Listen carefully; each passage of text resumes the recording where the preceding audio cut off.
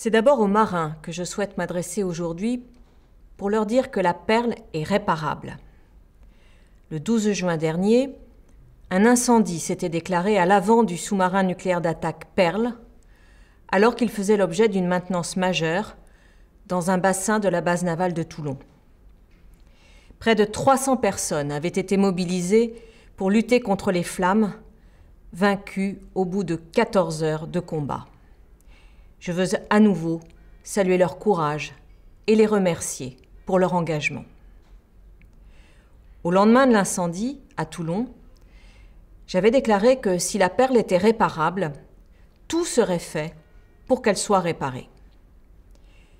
Depuis le mois de juin, les meilleurs experts de Naval Group, du service de soutien de la flotte de la Marine nationale et de la Direction générale de l'armement, ont travaillé d'arrache-pied afin de me présenter une analyse précise de l'étendue des dommages et les possibilités de réparation. Ces études approfondies ont été menées à bien conjointement par Naval Group et par la Marine. Elles ont été vérifiées par la DGA. Et je suis en mesure de vous annoncer que nous pouvons réparer la Perle. Nous pouvons réparer la Perle et nous allons la réparer. Je dis bien en premier lieu nous pouvons car le chemin qui s'ouvre devant nous est long et ardu.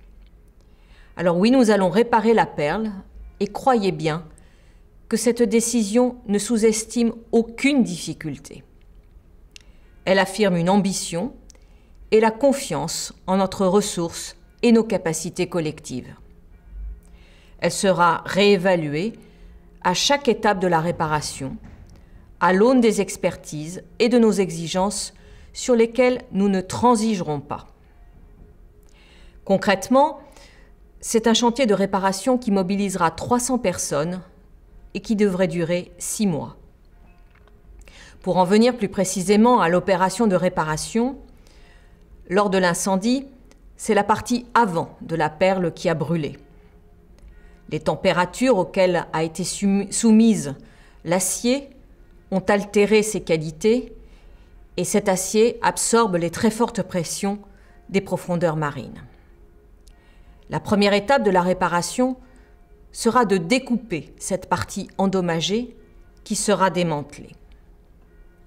La partie arrière, en revanche, celle qui enserrait la chaufferie nucléaire et la propulsion du SNA avant son entrée en travaux, est parfaitement intacte. Nous allons donc souder l'arrière de la Perle avec l'avant du Saphir, le sous-marin nucléaire d'attaque que nous avons retiré du service actif il y a 1 an. Nous reconnecterons par la suite les liaisons intérieures, les câbles et les tuyaux.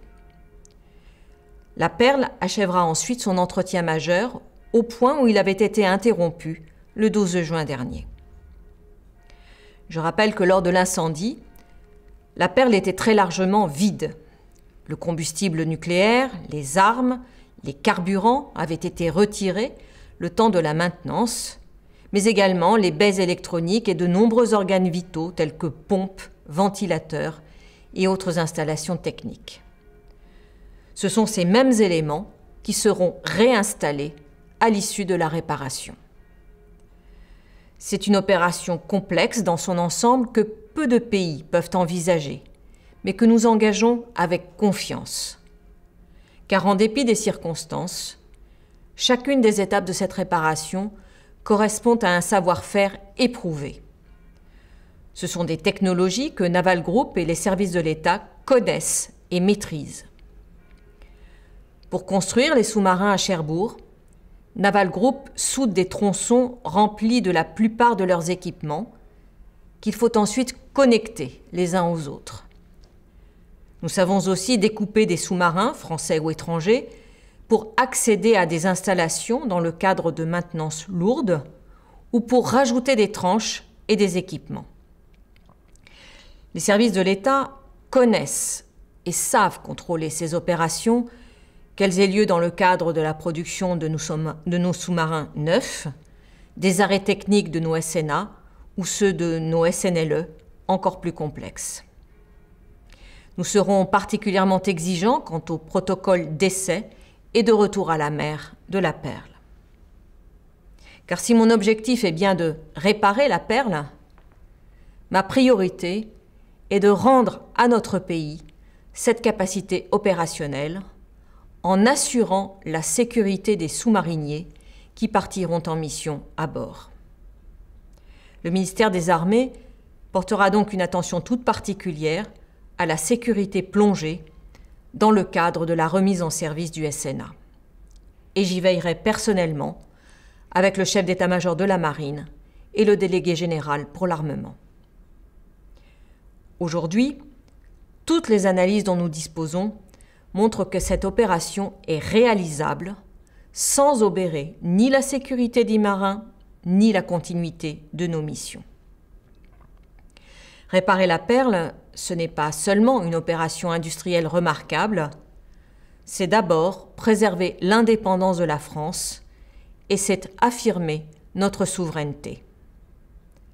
Cette décision permet à la Marine nationale de conserver sa pleine capacité de sous-marins nucléaires d'attaque pour les 10 ans à venir. En faisant ce choix, nous montrons que la France ne se résigne jamais à baisser la garde. Nous montrons que la France est prête et qu'elle peut agir si les circonstances l'exigent. Nous prouvons notre résilience et nous garantissons notre souveraineté. C'est aujourd'hui possible grâce au savoir-faire industriel français. J'ai confiance en notre industrie, en nos ingénieurs, nos techniciens, soudeurs, ouvriers, pour relever cet immense défi. Cette excellence, elle a de nouveau été démontrée il y a 2 jours, au large de Biscarrosse, alors que notre sous-marin de nouvelle génération, Suffren, réussissait pour la première fois le tir d'un missile de croisière navale. Et j'adresse mes félicitations aux équipes qui ont contribué à ce grand succès. J'aimerais enfin avoir quelques mots pour les marins, en particulier pour les sous-mariniers, dont je veux saluer le courage et le professionnalisme. Car il y a la prouesse du navire, l'écrin de technologie et de puissance qui assurent notre souveraineté, mais il y a surtout les marins engagés dans les couloirs du silence. Aujourd'hui, vous pouvez placer toute votre confiance dans l'expertise de la Marine nationale, de la DGA et de Naval Group. Sous-mariniers, vous pouvez compter sur ma détermination à vous donner les moyens et les conditions d'accomplir vos missions. Vive la République, vive la France!